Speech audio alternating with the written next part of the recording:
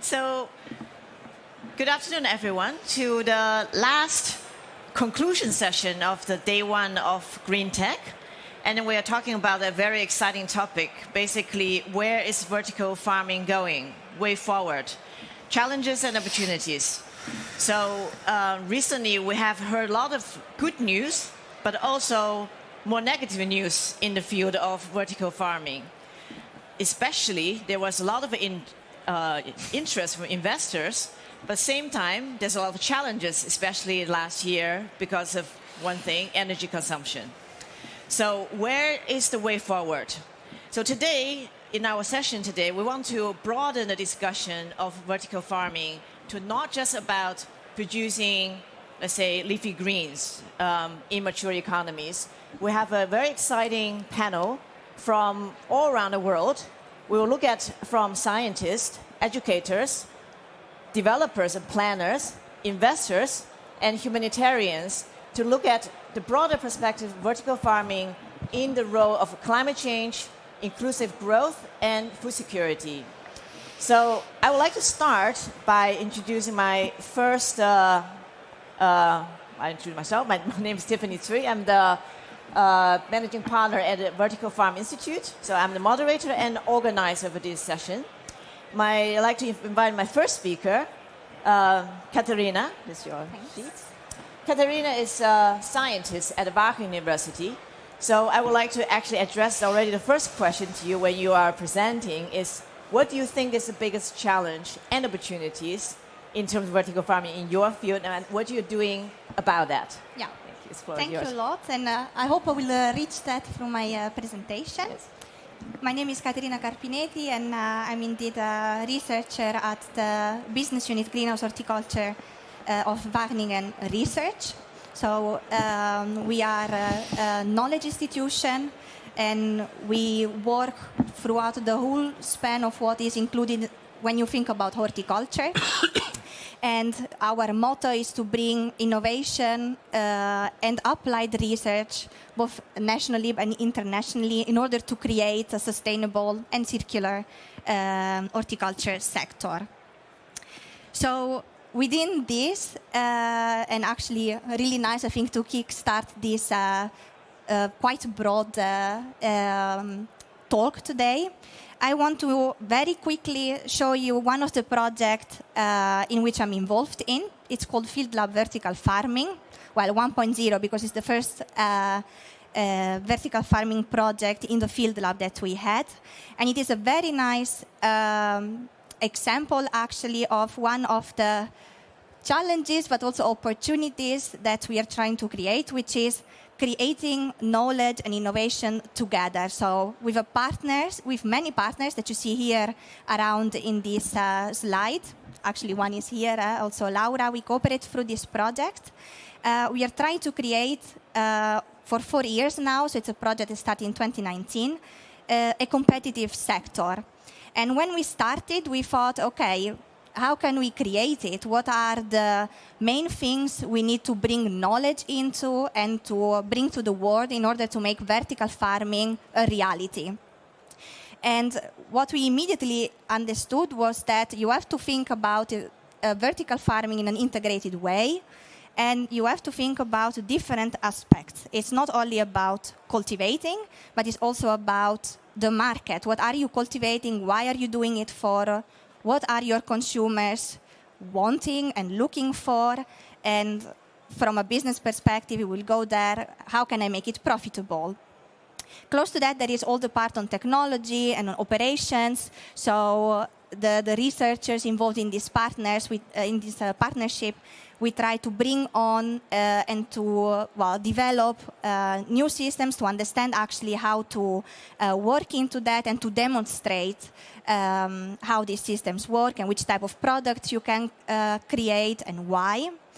And of course, to make this new sector up and running, you have to educate, you have to create new knowledge, but you also have to move it towards the operators, let's say. So also create new education material, new training material, to be open to share what you are learning and what you are doing, so that also others can learn from that. Through all of this, of course, we try to accelerate the whole business of vertical farming. So I will go through it very quickly. Those 3 that you saw there, they are kind of what we call the work packages. To give you an example, in the first one, so the one linked to market, on one side, we are trying to look at consumers. So there have been consumer studies. What is the perception of consumers about vertical farming? What are their buying motives? What are they looking at when they buy? Keep in mind that in this first field lab, the idea was to do it at Dutch level. So we focused on the Dutch consumers, the Dutch market. But on the other side, we also realized, and also with all these latest happenings, that is also really, really important to understand, am I a profitable business? So to look at the market from the consumers, but also from the, let's say, the vertical farming companies. Either you are a tech company or an operator yourself. So this is a kind of a sneak peek of what we are building together with other partners. This is with Agning and Economics Research. They are building this business model calculator so that we can calculate different scenarios, and we are brainstorming constantly about what do we want to look at, what are our input and output. One of the things we discussed is actually, maybe again a bit interesting from the greenhouse sector in the Netherlands, can we have these 2 sections and compare a greenhouse with a vertical farm to see what the 2 business model could look like, and in the end try to see whether you can create black numbers. On the other side, we are also focusing on the crop itself, on the production and on the technology around it. And we are doing this, again, with cooperation through all our partners' facilities. Here you see a couple of examples. We have been looking at comparative trials. So we started with thinking, well, with vertical farm, we think that we are in control of everything. So ideally, you can have a recipe that can be applied everywhere and will produce to all of us the same product with the same characteristics and the same quality. That was kind of our hypothesis 0. And as always happens, or often happens in research, you like to negate your hypothesis 0, and that was also the case indeed. And there you can see some pictures of lettuces grown exactly under the same recipes. Don't focus on the colors, that is just because of the picture, how it was taken. But you can see the average weight of each crop and how different it was. So that's where we are looking at also, okay, it's not only what you grow, it's also how you grow and how the facility you are growing in and the climate you're realizing and how you're realizing has an impact on the crop you are growing. And close to that, we've also looked at other things, for example, added value crop. Can you increase the value of the product you are marketing? So, for example, here it was with strawberries and so many more. So we do innovation close to demonstration. And this is also another sneak peek. You have there the website that we are building at the moment. And this is how we want to close this first field lab project. I started by saying that what is also really important is to create this knowledge and to make it available. So through this website, we will have not only all our results shared. There will be a database. This is an example of the database page where you can easily search, for example, for content for different sectors, but even for different level of knowledge. But there will be also all a section on education. So webinars are already there. Students project, we cooperate with different university or schools. It's also in the Netherlands, and e-learning material that we are building that will be tailor-made for the vertical farming field. So with all of this together, these are not my pictures clearly, but if we look towards the future, I heard it many times today already through the first day of Green Tech. We are reimagining, we also talk about green transition, and we are also reimagining a little bit how our cities will look like. We were thinking about green cities, but we are thinking about bringing the production so the whole food system within the city itself and creating resilient food systems. We don't know exactly how it will look like. We are working on it. Vertical farming will be one of the options, not the only option that I want to be clear about. But one of the challenges that we have also seen is that through all this process of partnership and cooperating, we realize that there are still a lot of knowledge gaps when you come to these new systems. And I can imagine even more so when you want to bring them into cities and you don't want to only be any more energy efficient because of your energy expenses, but you also want to connect perhaps to the energy grid of the city and make a full new ecosystem integrated. And then you need to understand what are the skills of people, what new products are you bringing there, but what is the whole change that you are making at a societal level, basically. So again, the importance then of thinking what will be this new, these future cities or the future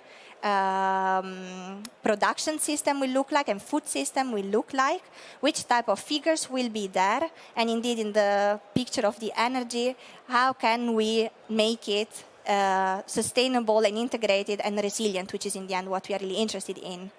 The opportunity is, I think, what we've shown also through this project is that when you do it together, you can go much faster, you can build up on the knowledge and on the experiences of every single one of us. And it's not simple.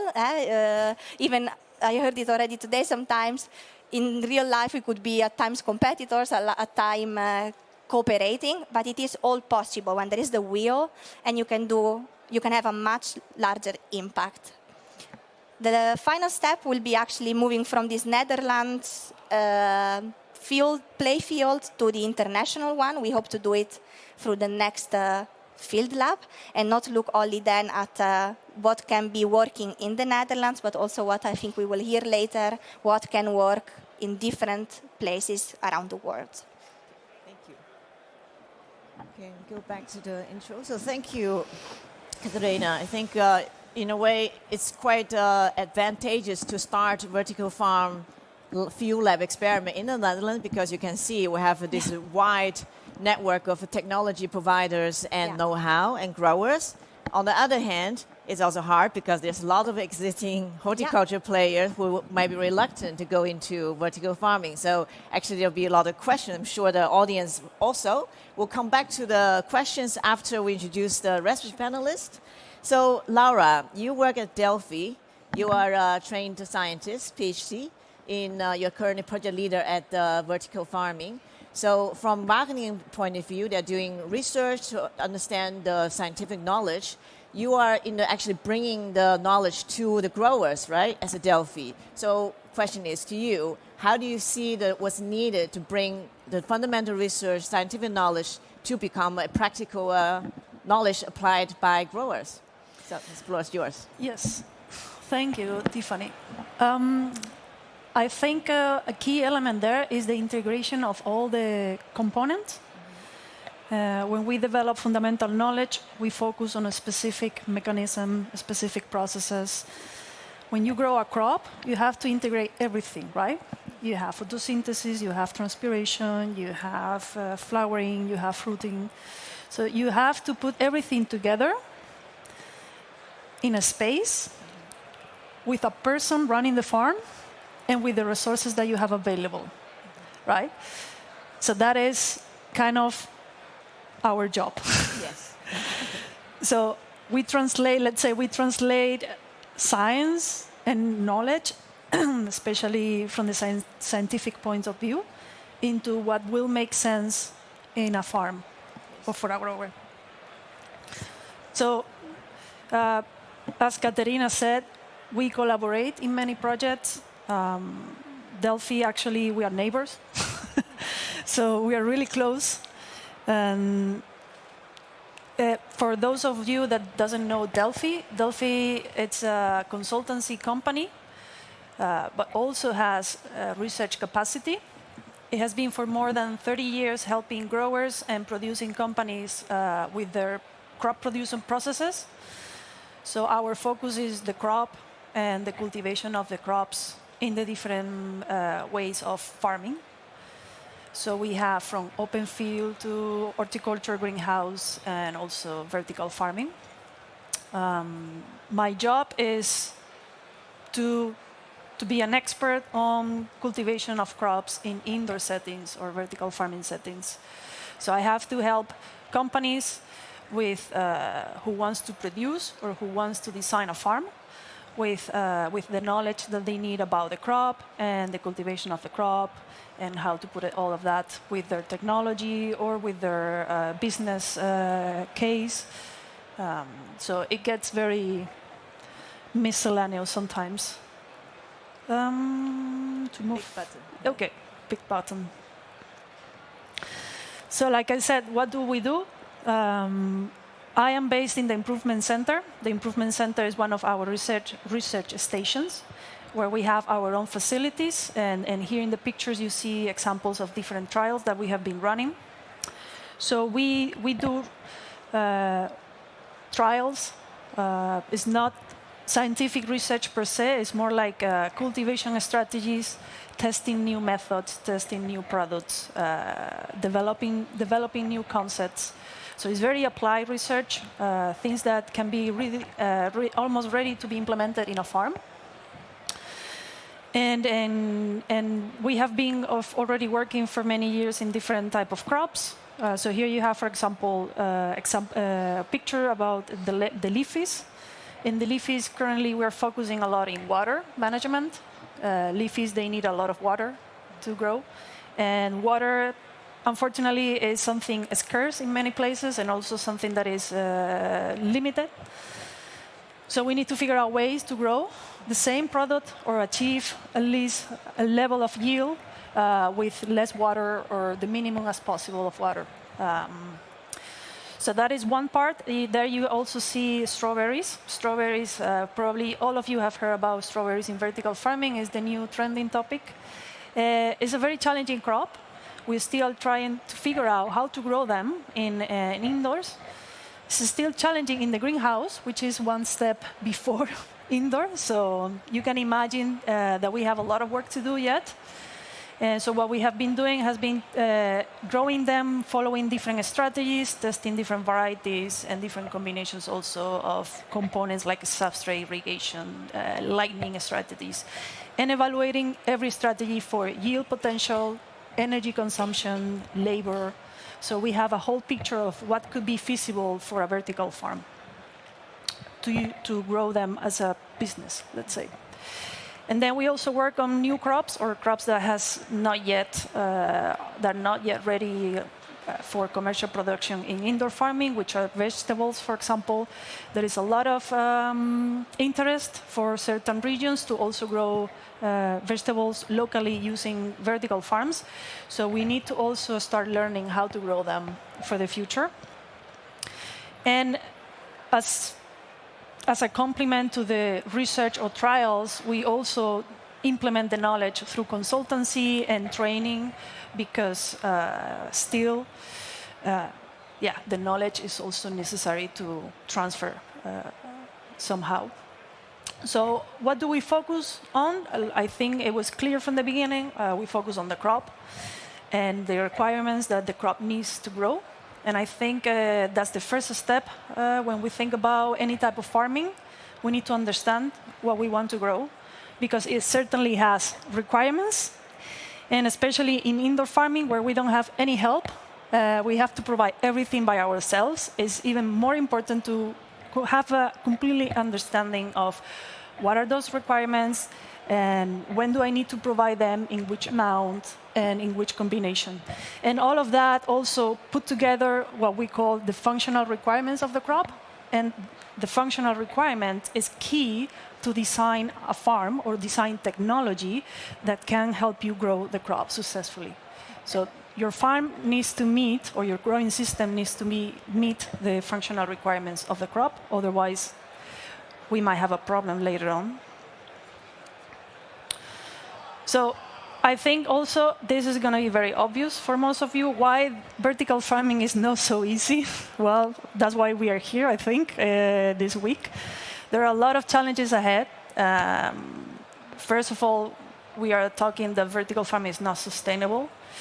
I think it's obvious that we have different topics we need to improve if we want to continue with vertical farming and make it more feasible for different crops, also different regions, and also different purposes.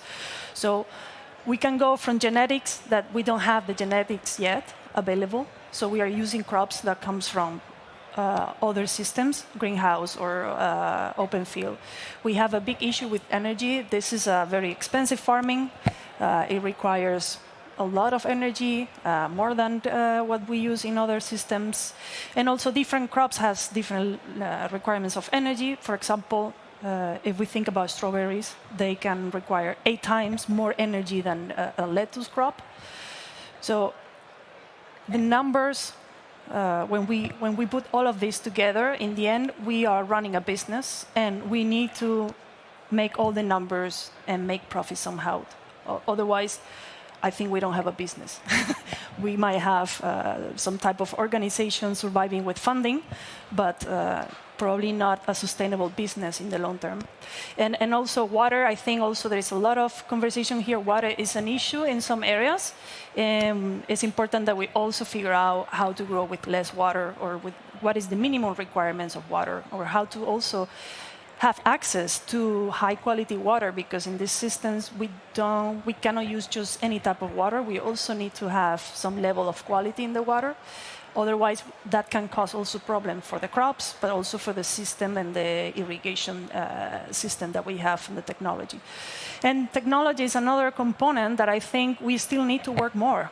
We have technology available, but I don't think that the technology is fully optimized at this moment. There is still some work to do to still improving aspect of how we build the farms, how we design the technology that we use in the farm to grow the crops. And we go back to the same. It all starts by understanding what are the requirements of the crops.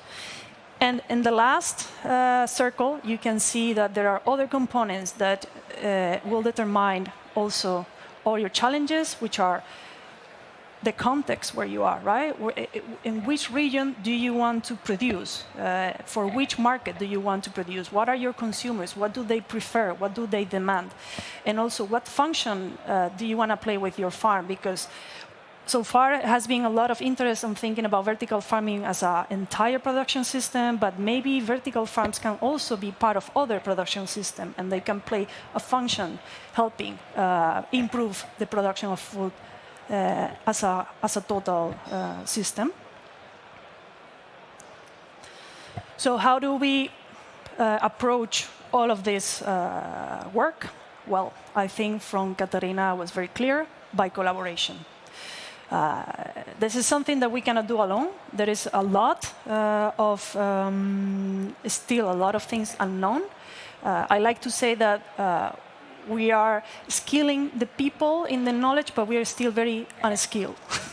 So we are still learning how to do it at the same time that we want to start already producing and running businesses.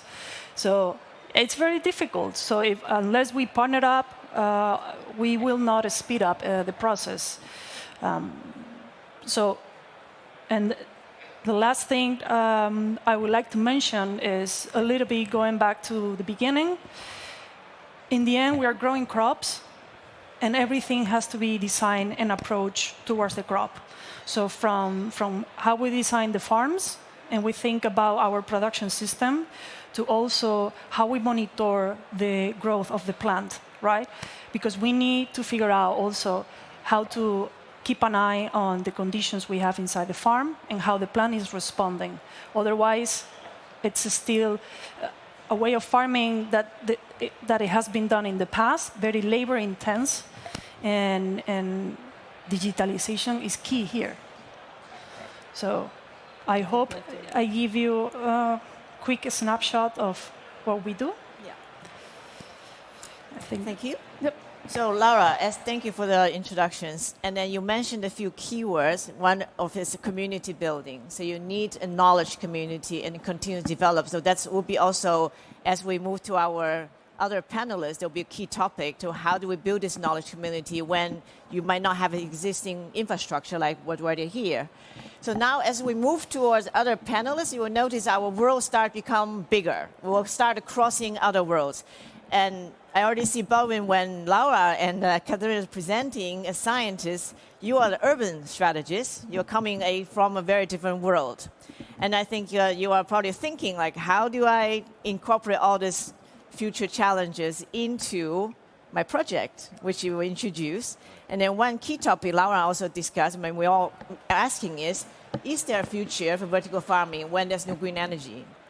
That's probably one of the key topics we all have to ask ourselves. So I invite you, Balduin, to tell us what you're doing from Berlin in the city center of development, and how are you approaching this issue of community, knowledge, and the integration topic. The floor is yours. Thank you very much. Thanks for having us. Thanks for having me. The third presentation, please. Yeah. As I got introduced, my name is Balduin Zink. I'm the managing partner and chief operator officer of Urbanvolution. Urbanvolution is right now not a developer itself, but we partner with developers. So what we do, we create these new values, which we are talking about. The developer knows how to develop, so he knows how to build, but in this like really escalating complexity of the world, especially also this accelerating speed we have, where we don't only use now the golden standard as an architectural core element. We are now confronted with 17 sustainability goals from the UN. So if we want to build new, if we want to reach the standards, which we are also now talking about, we have to go completely different ways. And I think it's maybe part of, I would like to maybe tell you now why we do what we do and why we think the only way is a holistic way to take this approach, like to bring these elements in. And then maybe in the second part, we go real quick through our project in Berlin and maybe able to show you a little bit how we approach this, this challenge urbanism, right?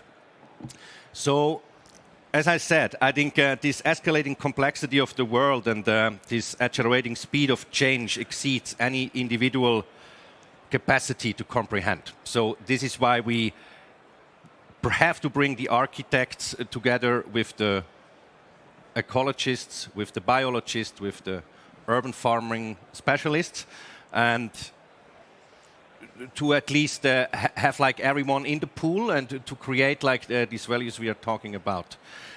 For us, it's like this: if we want to build sustainable, it has not only to do with the materials we use, how we build.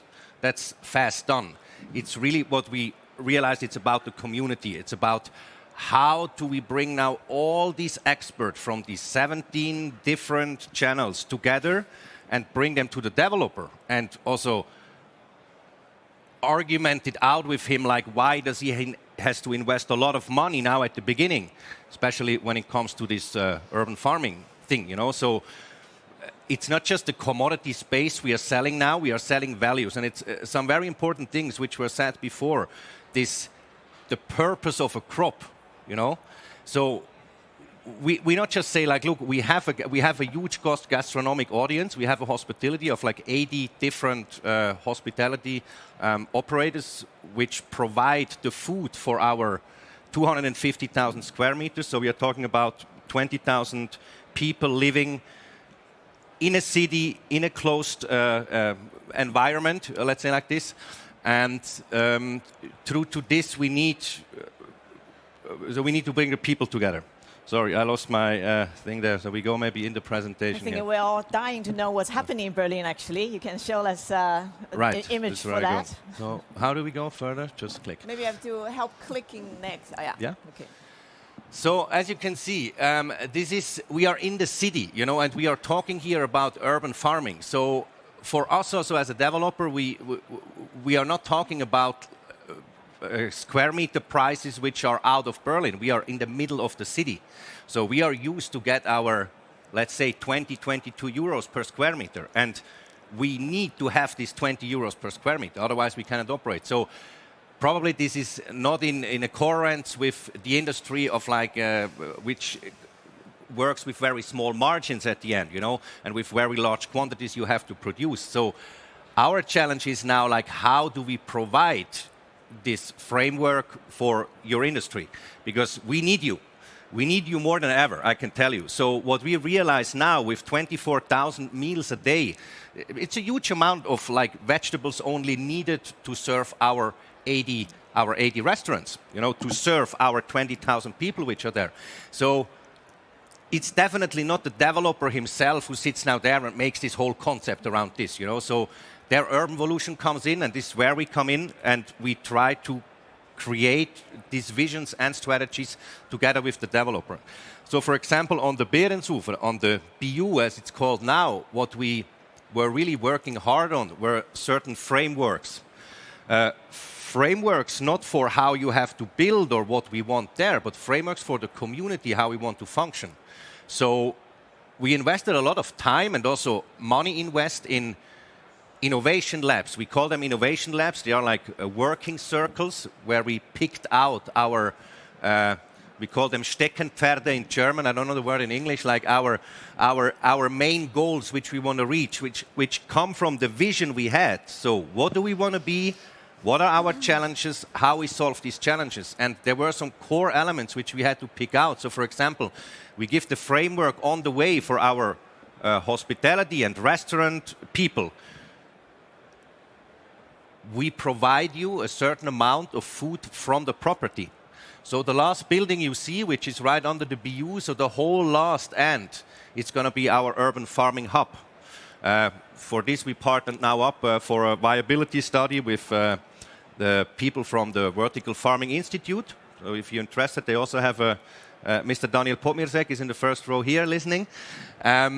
So we are now at the moment there that we say, okay, it's like exactly these questions, like how much do we need? What do we need? What is the need of the people on the whole area? And from there we go. So we don't go the other way around. We are not looking for an operator who comes and pays us a high rent because we're in the middle of and then, you know. So we end up in discussions which will never end. So what we do is we come with a clear purpose to you and tell you, hey, operator, we did something here for you, which literally is the foundation of your business. So we want from our restaurants that they buy vegetables from us. On the other hand, we have a really strong energy concept. So we will be 250% energy autark due to a 4,500 meter deep hole we are drilling now to get 280-degree water up. By the way, no regular fracking methods. We do this on a very environmental friendly way. So new technologies partnered up with Gazak Solutions, for example, who is doing that. So we could now say, okay, we have almost free energy. We can make more money. We can build more, but that's not what we do. So what we do, for example, we give free energy to our tenants. We take a little bit of a share per square meter on their rent, and we put it back into these community circles. So bring the best of the best world-leading experts together and find the best vertical farming or urban farming solution. On the other hand, we also say the energy is a big thing. You know, you guys need CO2 to like make your crops grow. So what we do is we have a lot of CO2 coming through our bio waste, which comes from the restaurant. So we give the restaurant, which a high volume of investment, a centralized biodigestive system. So you put your waste in, the waste goes in our gas turbines, and we blow it back into the vertical farming. So you guys don't need CO2. So as you can see, like we really try to create like a whole environment which like gives everyone the reasonability to also make his business there. I think we have to move on to the next subject. I'm sorry. Because I think it's very interesting that you mentioned some key issues when we are looking from an urban developer point of view. You're addressing this business model quite differently because, first of all, the energy business model is very different. It's not operators pay electricity price, rather you get electricity as kind of a basic utility. and then the developer gets actually income from other ways. So they're not selling that as a income. That's very interesting. And also, you address this business model from the other way around. You look at it from gastronomy point of view and not on cost price. So I think that's maybe a quite interesting comparison if you look at from a producer looking at a vertical farm business versus from a business model perspective. Yeah. But then that comes to the fourth presentation, because all along we're talking about Netherlands, Berlin, these are rich cities. But the question ultimately is vertical farming for the rich, basically, because you need high electricity costs, you need to have a mature infrastructure. So that I would like to address my two other panelists, is what is the future of vertical farming in lesser developed areas, how they can become an instrument for entrepreneurship and growth. So I introduce my fourth speaker, so we can go back to introduction. Killian Kleinscmidt. He's German and based in Tunisia. And if you Google Killian, you will see that he's very known for bringing a very innovative approach for development. So he's very well known for being the director for the largest refugee camp in Jordan for Syrian refugees. And Killian was quoted to say that every cities are like the refugee camps. So to Killian, that's my question to you. How do you see this? Because what's the commonalities between a Syrian camp or Libya with a city in Berlin project? What are there comparisons? Can you see the different use? Sorry, does it work? His microphone need to work. Does it work? I think so. Do you hear me now? No. Yeah. Now? No. I can give you my mic. This microphone, does this one work? Okay, yeah. Where's the switch? Yeah. Yes, this works. Sorry, I need to get up because this makes me all a little bit nervous, honestly. Because what we are talking about seems to be geared towards enhancing the gap between Amsterdam, Berlin, and some places somewhere else in the world where people, as you say, don't have access to money, to energy, to the very basics which you need to implement these technologies. And I've been to a lot of events recently where I was very disturbed by that, where we are advancing at light speed into new technologies, but nobody seems to think about how we can socialize and bring it down to the level where today 250 million people are very hungry. At least half of the 8 billion people in the world are food insecure or close to being food insecure. Where we're going to have a situation where more than 2.5 billion, probably 3 billion, are going to move into cities in the next 30, 40 years max, where most of those will be ending up in informal settlements. And that informal settlements means no services, no infrastructure, no nothing. So that is really my main question today. In fact, we are very far from implementing the SDGs. Yes, we will have SDG cities or SDGs compliant cities, but they are in the global north. Very few will be in the global south. So how do we get that from here, from Amsterdam, into a village in southern Tunisia? And that's really the question I'm asking. Yes, I have been working on issues such as refugee camps in my past. I was a humanitarian, I worked for the United Nations. The first time confronted with vertical farming was in the camp of Al-Zatari in Jordan, where a Dutch high-tech company proposed to us to actually establish a first vertical farm producing tea as a cash crop for financing the camp. I thought it was very interesting. But of course, the United Nations didn't understand a word of what they were talking about and why to put $10 million into something which will produce the $10 million and more as a revenue later on. But then, as the years moved by, I understood also that there was a need to really bring this down on the level where those who are moving away from productive land into the cities would have an access to their own food production. And because, again, remember, years ago, there was something like 70% of the world's population living on the countryside. So they were living from agriculture, from subsistence farming, and now they're moving to the cities, and they become dependent on big producers, outside producers, and have very little control over their own food production. And that's when, back in 2019, that's when I settled in Tunisia, we started working with the Vertical Farming Institute on what I thought is, for me, the future of development. First of all, connectivity. Not charity, but connectivity. Bringing the tech side, the financial side, and the people together to actually deal with their own issues. And that's what we did when in 2019 we conducted, or the Vertical Farming Institute conducted a training in cooperation with the University of Tripoli in Libya, the agricultural department, and it was all facilitated by my own company, IPA Switchboard connecting the dots, bringing people together, building partnerships.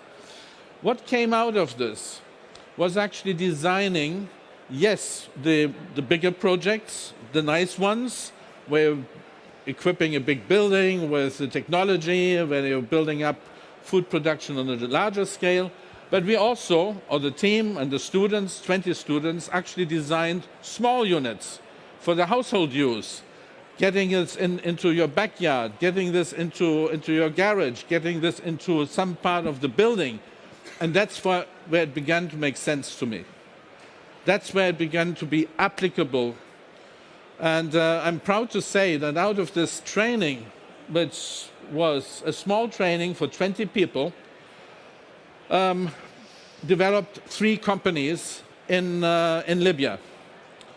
One of the companies I had the chance to visit recently when I went to Libya, with an investment of 3,000 euros, they were harvesting about 1,000 euros of leafy products on the market. 3,000 euros investment, 1,000 euros revenue per month in Libya. For me, that was applying all these beautiful technologies into something concrete. The same team is today training hundreds of other people in very, very low-level household implementation of these technologies. That's financed by the United Nations. And that's where we're suddenly seeing a spread of the idea on the popular level. And that's the principle we should be applying on, we should be looking on. And ourselves, IPA Switchboard, through our group of companies in Tunisia, we are now putting it into application in the arid zone, in the desert of Tatooine in the south. That's where Star Wars was done. That's where we're developing, on one hand, a farm for ourselves, on the second, a logistic hub with storage, with processing, but also as a teaching and multiplication hub for small producers from the region, so that suddenly it's not anymore something just for the investors, for those from outside, but it becomes accessible for the people. And we will be including a vertical farming element into that. We will continue with traditional agriculture, but we will mix it up with other technologies, and in order to multiply it and bring it to those who are not exploiting the land anymore, those who may be considering to again run to the cities. And so I think that is what we have to look at. How do we recognize that we are 8 billion on Earth, and we will be 10 billion, out of which 70 to 75% will be urban? Yes. How do we put land at value? How do we bring people back into producing, at least subsidizing their own food needs to a certain level? That is the real challenge, and I'm really asking that all those who are looking at high tech, and I admire all these projects. I like the Berlin projects. I'm from Berlin.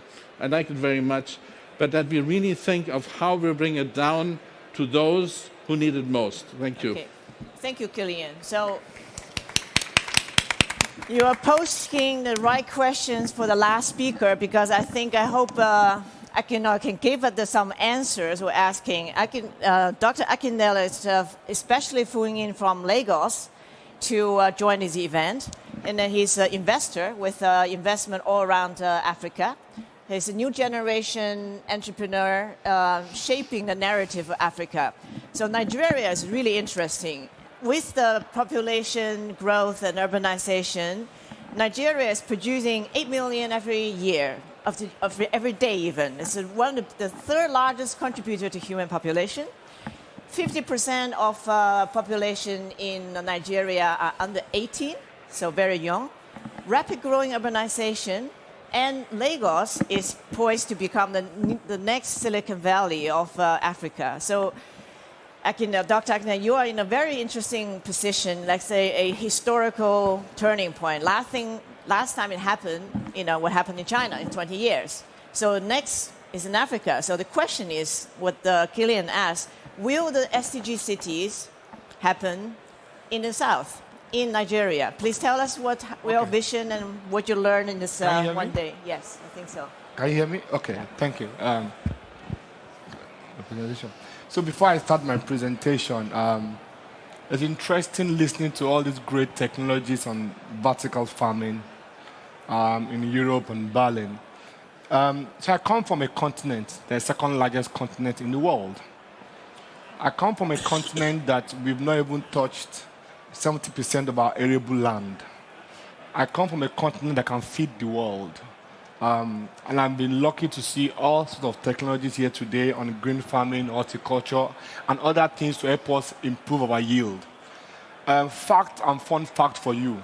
Africa has more land to feed the entire world 10 times over. So you don't have to bother about going up. Come to Africa, we'll give you land.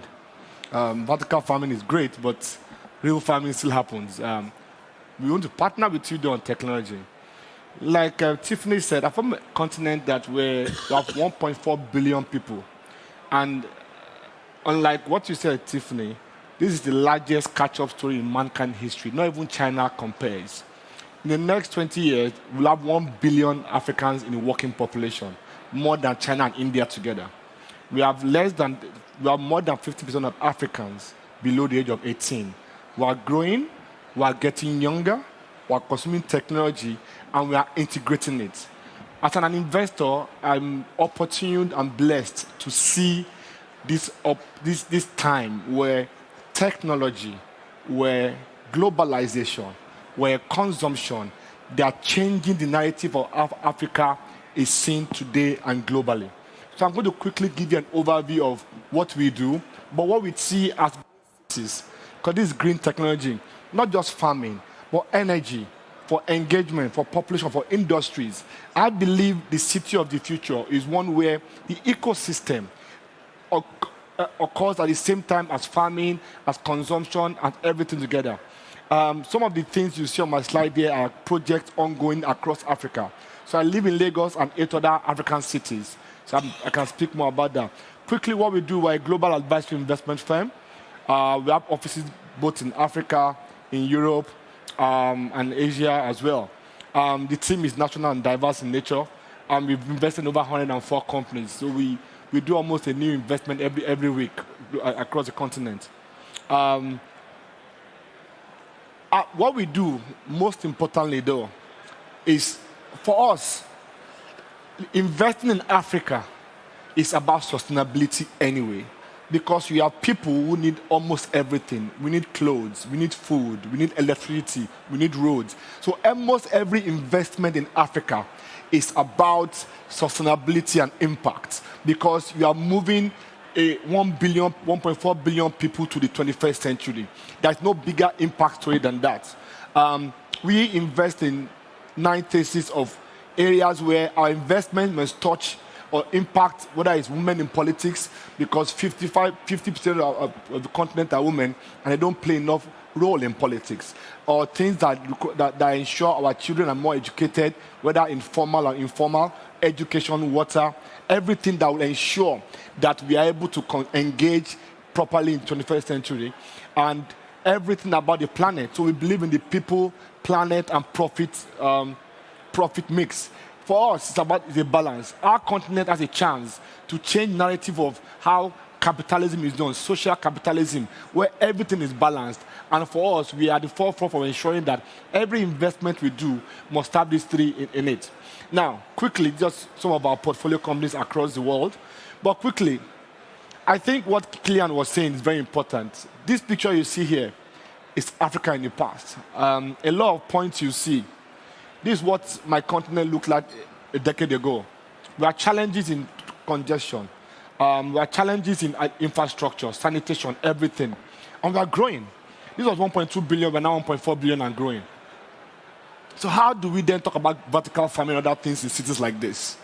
We have to first rebirth our cities. We have to ensure that quality of life. We have to ensure that education. We have to leverage technology. Even though we have 1.4 billion people, we have over 1 billion smartphones. Over 700 million people are connected. This is Africa in the past. Where is Africa today? This is changing, though. If this is the image you see on your TVs, this is not the Africa of today. You are probably not seeing a few things going on. That's a sustainable building in Praia done by an African who's based in Amsterdam here in Cape Verde. It's purely on water because we have lots of water. We have lots of good land, sustainable building. You have seen self-sustained mobile building in Kigali. It's happening. The continent is changing. You are seeing cities being integrated in Kinshasa. You are seeing new roads, new buildings in Accra. You are seeing Lagos, containerized buildings, leveraging technology, smartness, and greenness in Lagos. You are seeing power generation using gas and transition. It's happening over. From solar, today I saw a great opportunity here which I'm going to explore for floating solar. Solar is real, transition is happening. They are seeing everything you can imagine into new cities in Lagos, Abuja, Abidjan. And so this is happening today already. We are already now consuming global technology, and some of them are doing green farming, vertical farming, to ensure that the story of Africa is ambidextrous. It is a story of the old challenges and opportunities of our road and infrastructure, and the new world of vertical farming, of digital technology, of digital health, marrying them into one thesis. That's what makes Africa a very great opportunity.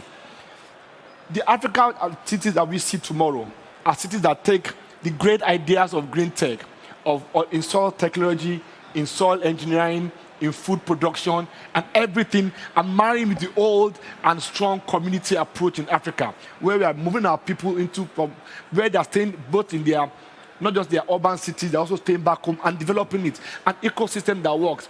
All this already happening. You have EVs, you have EV station.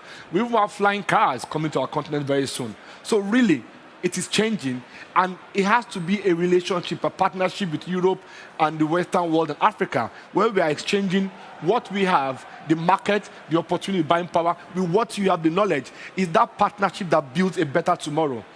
Now, as a firm, you might say, what are we doing? To answer your question, we are building 3 smart cities right now, 4 actually, but I only have 3 here, where we are marrying challenges in energy, infrastructure, agriculture, and logistics into one. These are 3 projects we are currently doing, 2 in Nigeria, 1 in Liberia. The first one is an energy city on the Atlantic Ocean. And I'll just quickly run through it. The Atlantic Ocean, where all you are seeing is being built from the scratch. On the Atlantic Ocean, the jetty, the refinery, because we fundamentally believe in Africa that we must manage. Transition is extremely important to us. However, we also have resources that we must leverage while ensuring the world remains clean. So when you have refinery, for example, you see carbon capture. So we're ensuring that the world is not polluted. The carbon that we're emitting, we're capturing it back in a carbon capture methodology so that people can have fuel for their cars and industries at the same time keep the world cleaner. Very important to us. Solar power, biofuel, so that these cities are net carbon efficient. That's the whole idea. Industrialization in a way where everything works without damaging and this is what we're doing in our cities. These are plans. As you can see, also in control vertical farming in our office complex there. Another one we are doing is a leather city where basically for us, Nigeria is known for its leather. Most of our leather is exported to Europe. All the designer brands buy leather, most of them buy from Africa. How do we capture that leather, add more value locally to it, and then ensure? So we're doing high speed, we're trying to launch a micro satellite, we're doing a pyrolysis plant, because most of the tires I see around here are exported and dumped somewhere. We can take those tires and extract the oil from it. Again, ensure the world is better. Recycling plants, we're doing this. This is another city we're building. Our thesis, our platform is we build cities in 50 to 100 hectare land, small cities, all smart, integrated, technology, we have agriculture, where everything, energy, so that we can make them model cities, and government can then take that and expand, because we have to show that this is possible, and we are putting our money where we believe in. And of course, the last one is Liberia, who are trying to ensure that this model city is happening on the ocean as well. I think I'm going to conclude quickly by saying a few things. For us, green cities are the only way forward for humanity. We believe that we have to ensure that everything we consume, everything we produce, every activity of human nature ensures that the world is a better place. So for us, green is no more topical. It is existential for humanity. Second, we think that the world needs to change and how we engage with it. We believe that profit, people, and planet must work in tandem together. Otherwise, we will have failed the future coming. We see Africa as a model continent where the world can then bring all the best ideas and grow a future. Africa has every type of race possible. So we are a kind of model of humanity. Everybody is welcome there. We have engaging people. We have appetite opportunity for you to come and partner and invest. And we can help you get there. Africa is a gateway to the future. And as such, if you are thinking about Africa, we're happy to engage and show you what's possible. Almost everything you see here is happening on the continent and more. So please feel free to engage. Thank you very much. Thank you, Akin, for this very passionate talk. And I think also I would like to open up the floor for any questions. We're glad to be able to actually introduce you this world of food production to the, as a new rising continent. But there's a lot of questions also, starting from, we have a lot of knowledge in the Netherlands, a lot of community research, training, and we heard the needs outside, even just in Europe, but also outside of Europe. How do you see that with a platform like what we have here, the kind of the knowledge and the brain together, how can we foster more collaboration on a global scale? So I'd like to maybe invite you to start from Caterina. I think large problems that we have, especially when we look about vertical farming, if we start from that at least, is that so far it's really that data sharing or knowledge sharing was really poor across the whole sector. So it's really from the basic knowledge to even the success factors or the challenges that the large and still up and running companies that are there went through. They're just not shared. So in many cases, it's from a business perspective, it was each one of them would start their own journey, have their own dot on the horizon, doing it for a reason, I hope. So not just having a cool technology. And then having their own world around it. So it is started a little bit with not much sharing. And what we are trying to do also with this project, as I said, it starts indeed with the Dutch environment, but it is also, we are trying to be open, we are trying to share, we are trying to, everything is, will be there open so that anyone can go explore, read, collaboration, explore. share information. Yeah. And we are all, Great. I think, quite open, and we like to cooperate both nationally but also internationally. So I think it starts, and these occasions are nice to connect and to get to know each other, and indeed, even from far away, that's really nice. I think it's the way, and then it's just, connecting. Great. Laura? I totally agree with Caterina. I think another important point sometimes is the transferring of the knowledge, because, well, I think vertical farming can help in many, many areas for producing food or just in their agricultural system. But one good way that we can collaborate is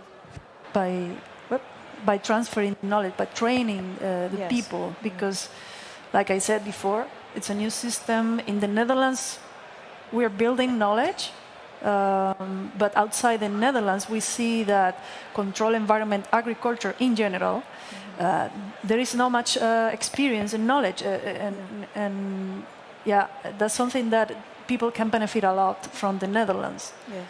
So regardless of high tech or low tech, actually the key really comes down to building knowledge and exchange and collaborate. I think that's really the key takeaway from our session, from this broad cross-disciplinary dialogue. And then I'd like to ask Balduin to add some words about looking at the development of in Berlin to connect also, because the project you're talking about is also wanting to be a brain hub to connect people. So how do you see that can connect with more global platforms?